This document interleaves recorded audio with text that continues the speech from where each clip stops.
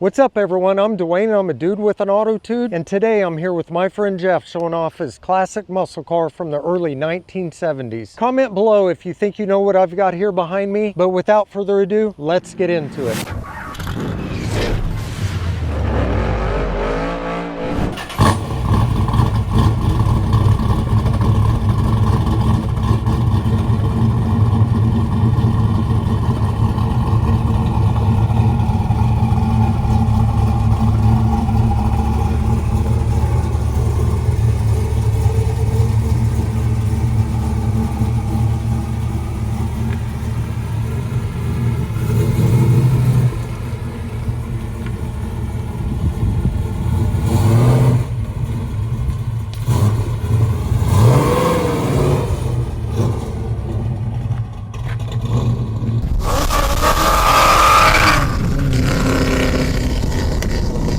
So Jeff, tell me about your car. It's a 1971 Cuda, of course, Plymouth Cuda.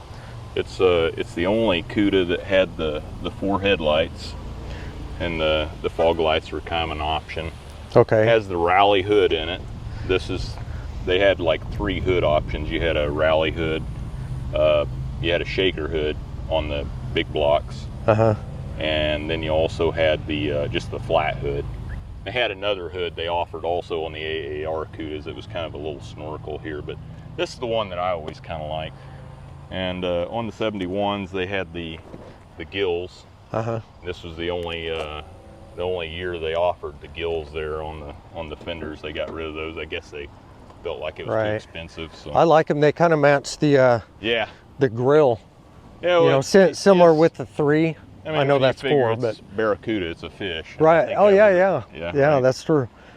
This is the only year also they had what they call the billboard sticker, and so it's probably one of the toughest decals you can put on a car, especially if you're mirroring both sides. Yeah, I painted after I painted this and I put this on here, I had a small bubble back here and I couldn't figure out what to do with it, so I didn't want it to harden on me, so I ripped them all off and come find out later that all you had to do was cut it right there. Just slice. Overlay, and so the second set I put on after another $200. So, but you should be an expert at this. And they had a unique tail panel. They were the only ones that had the backup light in here like this. The 70s was one tail light. The 71 broke it up like this, and then the 72 through 74 was just 4 round going across. Yeah. They had the exhaust tips through the rear valance. This was the 71 only wing. The other wings were a little different. What's different about it? Just different style. The 71 had one that was just a little bit, I don't know, a little bit more aerodynamic, I guess. Yeah. And then this also has the manual transmission with the pistol grip shifter in it. That particular one, like I was saying, it had the plastic grips on it, and I put the walnut in there and carved it. Yeah. Yeah, I like how that matches the steering wheel. Yeah. So it's real classy. It's got the it started out with a 340, pulled the 340 out and got a 71 model 360 block and built a 410 stroker motor out of it. That thing, riding around in it a little bit ago, felt like it had some torque, and it really wanted to go with that cam. Yeah, it can get a little temperamental riding around on a warm day. I mean, it doesn't like to idle around a lot, like a lot of these old muscle cars did, I realized when we were riding around, that gentleman pulled up beside us. It brought back memories when I was a kid. The excitement, seeing people asking about my dad's car when I was sitting in it. Right. And that's the first time that's happened since I've started doing this. Somebody pulled up and was, hey, I like your car, and and is like really brought back memories. Yeah, these old muscle cars, people love them. They love to see them driving around, and well, I don't see many Cudas. No. So when at the car show, I was like, oh wow, I haven't seen one of these in a while. Yeah. So I got to go talk to this guy. Yeah, that's the thing about the Cudas and Challengers. If you're at a car show with one of them, you're probably the only one there. Right. So Yeah. I mean, if you got a '69 Camaro, they're nice, but you probably got 4 others that are there. Yeah. Also on Yep. Big Show. You're right. Yeah. You did a good job. Like we talked about the lines on it. Yeah. Looked like you've taken your time to put it together and make sure everything was just. Yeah. When I was repainting this, and putting it together, like I said, I took about probably 2 weeks just getting the body alignment right. Mm-hmm. I didn't want to rush it. Right. I think that's what people get. You know, they're doing their cars and they get excited to get the car finished, and you can tell when it's done. Right, because they want to hurry up and get on it. Problems or big gaps in the doors and fenders. That's the first thing I notice. I mean, it can have no paint job. It can be original paint job. It can have rust on it, but I can notice when lines are off. Right. Started its life up in Pennsylvania, so it was up in the Rust Belt. Mm-hmm. One of the tool designers out there at work, his brother owed him some money, so he went up to Pennsylvania. And they bought this at a swap meet, and he carried it back on a trailer to Wichita and never went anywhere with it, never did anything with it, just sat in his garage. And wow. Until I bought it from him. And then I went back and bought his transmission from him. And So what kind of transmission did these come out in or with? They had what they called a A833 4-speed. Okay. Yeah, they had 2 flavors though. They had a 23 spline for run-of-the-mill, and that's what this one has. And then they have an 18 spline for the big blocks for the Hemis and 440s. Okay. Detail of design nowadays. Right. That they put in the cars that they did back then. They don't have the soul. The style, yeah. And then for one, you get into this and you're in a you're in a car. I mean, it just sits there and it's just ready to go. It's pretty rowdy. It's like I say, at the same time, it's temperamental. It doesn't like to idle around town. It's not made for that, right? Yeah. It's made to move. And it starts getting warm because it's a lot of horsepower, and you probably need a lot more cooling.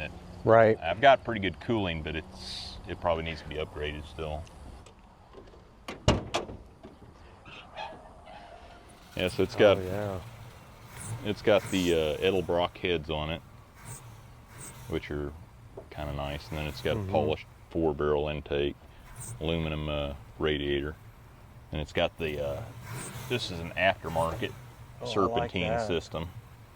It just looks better than the old V-belts, Right, but they're separate. You have 2 separate ones down there. Yeah, it's not a complete serpentine. I like that. Yeah, that way if you lose one, maybe you can limp home, right? Right.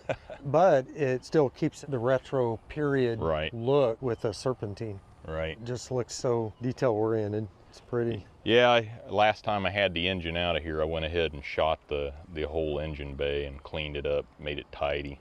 Yeah, looks good. Yep. What kind of carburetor? Edelbrock? Yeah, it's just an Edelbrock 650. It probably needs to be upgraded. That's one of the issues with idling. I like the color scheme on this. Yeah. Yeah, I just decided to go with black. I figured it looked better than making it same body color. I like that. Yeah. I like it. Usually when you open a Mopar, they're always Hemi orange. It just doesn't look good with red. No. This whole car is red and black themed, so. Right. It would clash, probably having a different color of the red or the orange or whatever you put in there. Right. Actually around 2002 that I bought it. It was right after 9/11. 2002. Yeah. So your son pretty much grew up with this as well. Pretty much, seeing it around and watching you build it. He's used to seeing it around and taking different forms over the years, That's like I say, it didn't look anything like this when I bought it, so.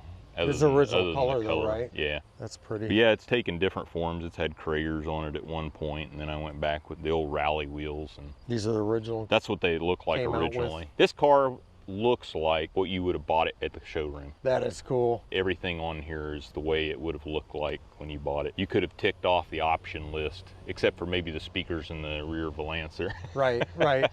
I'm even looking at the detail of the color of the speakers with the red in there. It matches the car in the black. Red and I'm black like, man, theme, he chose everything to really go well together. Yeah. And when I was looking on the inside, I mean, it just looks so clean. The continuous lines in the seat, everything is simple. Yeah, and that's what I was telling you about. Elegant. Those seat covers are just such good quality. I was just so surprised at how well they fit. Yeah. Everything's nice Look and tight original, on there. You know, you can put seat covers on and they have wrinkles all over the place. And man, these are just What's the name of the company? legendary out of New York.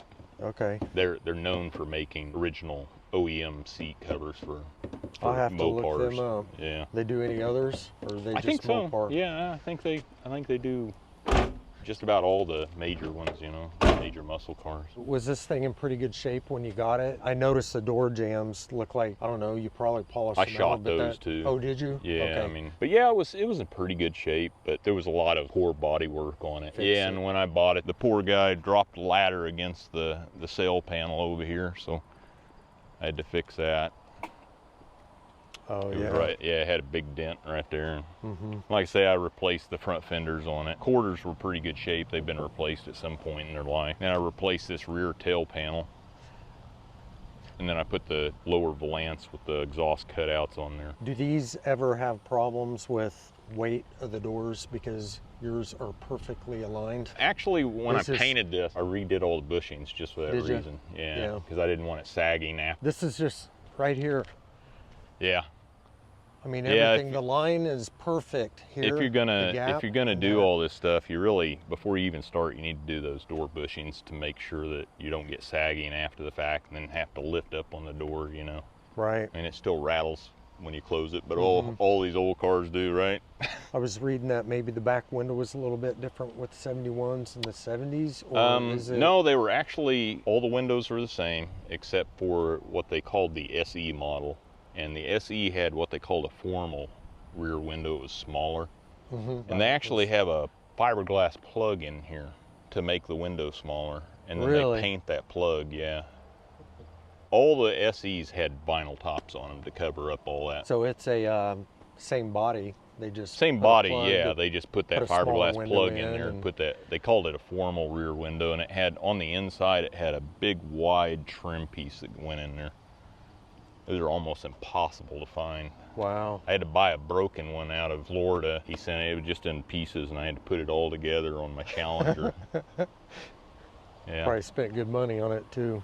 Yeah, it wasn't cheap. This also has the elastomeric bumpers on it. That was an option from the factory rather than the chrome. It was body color. Yeah, I like that. Yeah, so it just, I don't know, it just looks better than just the regular chrome. Yeah. Yeah, it really tied everything together. Yeah. I mean, all the car manufacturers, GTO, Camaro, and you name it, they were all starting to do that at that time. They were starting to make body color bumpers, and they were kind of moving into the more modern area where you had the whole front bumper covers like you have on Camaro. And right. Something I've noticed doing some of these interviews is that I'm learning that a lot of these old cars have technology on them that they're trying to play out as new today. Yeah. Just small things. Yeah. So it's like, wait a minute. That's been around for years. Yeah. I didn't realize that. I thought that was a new thing. If they had it back in the day, it was probably pretty crude though. Right. They probably built upon it and the design, but it's like they had the idea. I like how they did these handles, the flush. That was the first year they did that on all the Chryslers. That was the first one they did the flush door handles. It's really sleek. The Challenger has the same one, but it's concave here rather than convex. So it's just a tiny bit of contour in there, and you have to make sure you get the right door handle or it won't fit the right. wrong one. Yeah. It's really neat to see the Cuda theme, the gills and your hood, the inlet, the air inlet. It kind of looks like eyes, you know. Yeah. It just gives an aggressive look. Yeah. Chrysler Mopars were known for actually having functional inlets. And when they got to the Cuda and the Challenger, for the earlier cars like the Roadrunners and GTXs, they actually had inlets up here. Oh, going clear that was to kind of a ram air. Yeah. When they got to the Cuda and Challenger, I think they started kind of running out of money because there's nothing there. It's just a vent. So it's just a vent? Yeah, it's just for looks. Looks cool. Oh, so it's not even. Oh, I see. Okay. Yeah. I thought it was open going in. Yeah. It looks cool. I guess if you ever wanted to open it, you could somehow. Yeah, some people do that. They'll actually build a ram air system and cut those out. Or even just cut them out and let the air flow. This was the only model year with this shark tooth grill also. Yeah, I like that. I mean, that was a really expensive grill. Back when I was looking for one of these, if you had even a fair condition one, it could run $5,000 to $7,000 for one of these. Wow. And then about 10 years ago, they started reproducing them. It came with all the stainless trim and everything. You get them for about put it right back in. Yeah, nice. Sure brings the price down when they start making repops on this stuff. Yeah, sure does, if they do it right. This was spot on. I mean, they make really good quality ones. Those are the original mirrors. Yeah. So when did they come out with the full bodied mirror opposed to like the flat? They were almost standard like this, unless you got the baseline Cuda with a 6-cylinder, or Barracuda with a 6-cylinder, then you might get a flat mirror. But they were basically either body color or chrome like this right here. I like that. Yeah. Yeah. Body color is always better looking on these, I thought. Yeah. Everything just, yeah. I can stand here and just stare at it. The longer I look at it, the more detail I see. The little beauty rings around on the grill, around the headlight. The designers just put a lot of effort into these, you know, these old muscle cars, not just the like Chryslers, but the back in the day, they just put a lot of work into them, you know. It's like you said, they had soul. They had soul in the designs, and I'm noticing this now. Yeah, it was intended to catch the air and push the front end down in high speed. So functional. Yeah, and it really, at low speeds, it doesn't do anything, but if you were running up above 100 miles an hour, you might notice some downforce on it. Right. Yeah. A little bit. Same thing with the rear wing. It doesn't really come into effect until you get up into high speeds. The whole intent is to kind of push the car down and let it hug the road, give it a little more traction. Right. Yeah. Well, should we take a ride? Sure, wherever you want to go. All right.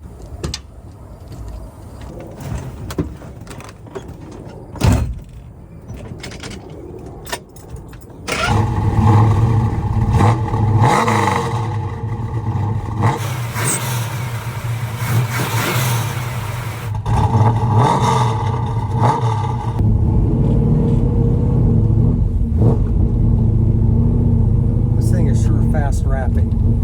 Run this high RPM. Yeah, it's that stroker motor. It never wrapped this fast before when I had the stock 340 in. Really? Plus, it's just better internals too. It has a scat crank and rods. Is it a pretty hefty cam? Yeah, it's a Lanati, what they call their Lanati Black Bracket Master.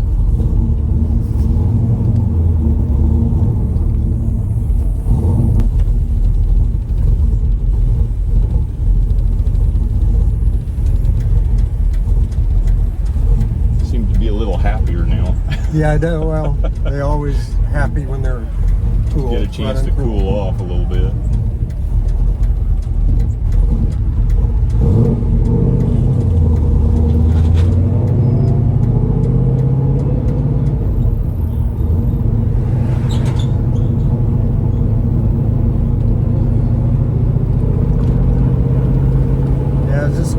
In these old cars.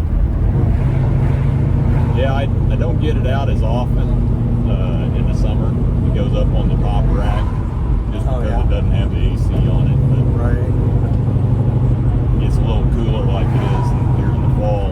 Yeah. You drive it a little more. Yeah.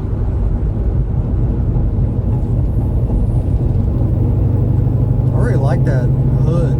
It's pretty cool. Yeah, isn't that cool? That's what I was telling you about, how it's just like right there in your face. It is, and it's symmetrical on both sides, but it's raised up a little bit in the center than what it is on the sides. Right. So it looks like one. That was to give you more clearance for the high-rise manifolds. Yeah.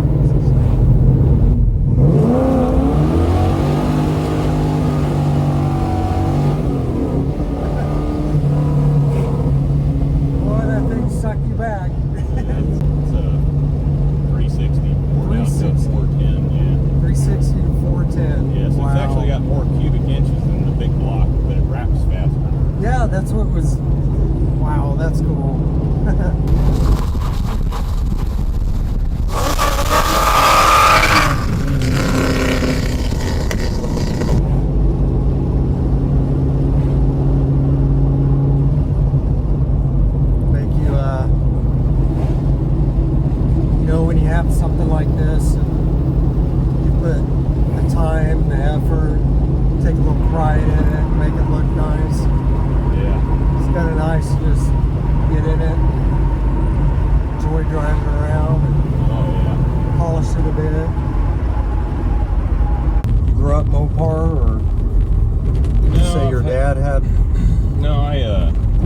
dad was probably more of a Ford guy. My very first car was a '69 Barracuda. Oh yeah. And I loved these body styles, but they were kind of out of my reach back then. This is the 69 was that the first generation? That was actually the second gen. Second? Yeah, they were a little bit better looking, but they didn't have the style these do. And this was actually the last generation from 70 to 74. Oh, okay.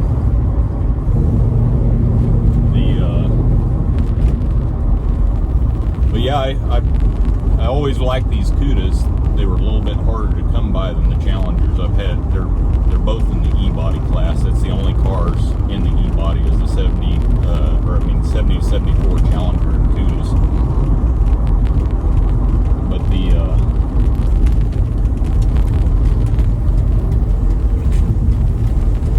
let's see. But yeah, I had 4 1970 Challengers in my life. 4 of them. Yeah. 2 of them were RTSEs, big block cars. Yeah, so you've been around these for Yeah. a little while. Yeah, I've gotten pretty good at working on these.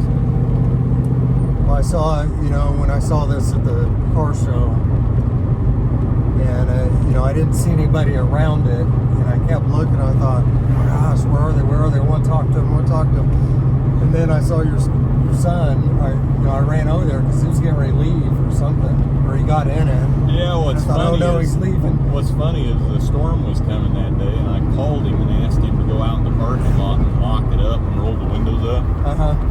And I forgot I had left my keys in there, and the keys got locked in there. Oh, it did. But these cars are so easy to get a hanger in here and grab a hold of that lock. Oh yeah, so you had to break into it, huh? Yeah. Or did you go have another key? These old cars, they don't fit up in a channel like the new ones do. Right. So they're easy to get a hanger in. So. Got a little space. Yeah, I was in here in less than about 2 minutes, so no big deal. And I don't think it stormed, so I think you were safe. Yeah, I went ahead and took it home that day. But. Yeah. When I left, there were a few cars sitting around that I thought, these people just left their cars. And it was really hot that day, too. It was. Man, it was just unbearable out there in that parking lot. But I was thankful I was able to grab a hold of him before you guys left.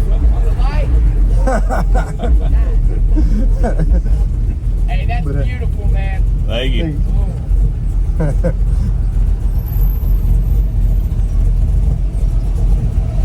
Yeah, that's always fun. I remember when I was a little kid with my dad. There's always somebody pumping on the car. Yeah, what's weird is sometimes you're sitting here driving around, you kind of forget you're in the car. Yeah. And people will be staring. What's he staring at? What's he looking at?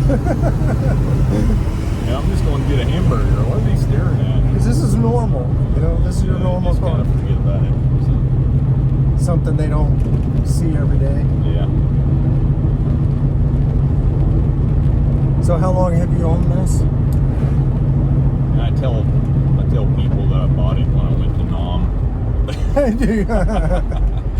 No, I actually right after 9/11, a tool designer out there at work,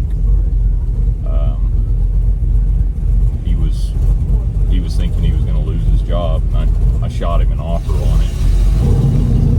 Unfortunately, he took it. I had to go find out where I was going to get the money. That's great. But it wasn't anything like this. I mean, he had it sitting up on jack stand, had ran for years. So had an old 318 in it. So you fully went through the whole thing then? Oh yeah, I repainted it. At that point. Redid all the body on it. Redid the interior. Yeah. These are pretty cool. They're legendary interior. And I mean, they are So these are spot just on. covers? No, they're pre-made upholstery like you got from the factory. Oh, okay. Yeah. I mean, they're spot on from the factory. I mean, they just make the best interiors. You know, something I noticed riding in this are, you know, these bucket seats. For one, they're comfortable. Yeah. And two, they're not boxy. Yeah. I can actually put my arm back here, and it's kind of, you know, I've been enjoying this. Like, hey, this is kind of nice. They don't have any bolsters, but they are comfortable. Yeah. I think Mopar in the early 70s had the coolest looking bucket seats. These high backs like this. Mm-hmm. And the Charger had a little bit better looking seat than this one, but it was just a little bit better style, but still pretty cool looking though. I like the what they're known for though is these pistol grip shifters. Oh yeah. Yeah, they came out looks just like a pistol grip. Yeah. This one here, they came out plastic, and so I built this one out of walnut, hand carved it. Oh, nice. To Make it match fit it, your hand. to match it exactly what the original was, but I just didn't want plastic in here. You know? Right. Kind of give it a little elegance. Yeah, it's got this little thumb rest over here on this side. It really does feel like you're holding a pistol. That's cool. Makes you just want to drive, hold on to it. Yeah. Sometimes, you know how sometimes it is. Yeah, the Charger and all those others had real long. The Cudas and the Challengers had a real short shifter. Little throw on it. Yeah. Yeah. I like the black on the black interior. Yeah. Goes well with the wood console and dash. Yeah, they have a lot of plastic in these old cars. I mean, but it's no doubt. The steering wheel, looks like is the whole thing wood? No, it's just a painted wood grain. Oh, that's painted. Yeah. I thought that was wood. Yeah, I think it actually is wood, but they go over it with a brown paint with it and make it a wood grain. Make it look like it's got the grain, the faux. Yeah. So what is this color? Was this the original color that came out on it? Yeah, this is what they called Rally Red. Rally Red. Yeah. I want to get to that stage on my truck. I'm still on that. Absolutely. Oh, I got to do this. I got to do that.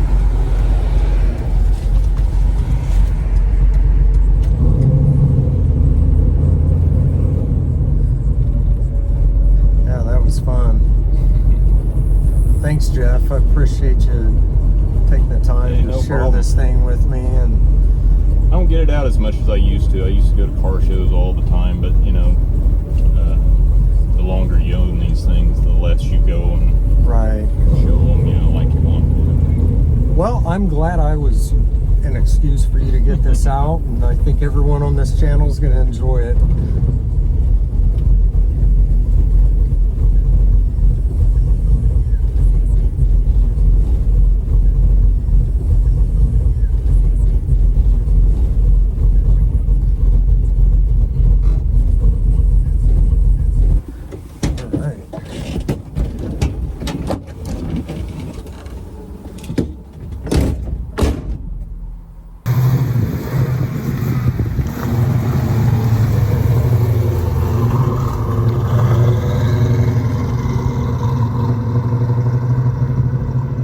All right, we just finished taking a ride in this beast, and we got to learn so much about this car. So I just want to thank you all for watching to the very end of this video. And I also want to thank Jeff for showing off his 1971 Cuda. So if you haven't done so yet, click that subscribe button down below, and we'll see you next time on Dude with an Autotude.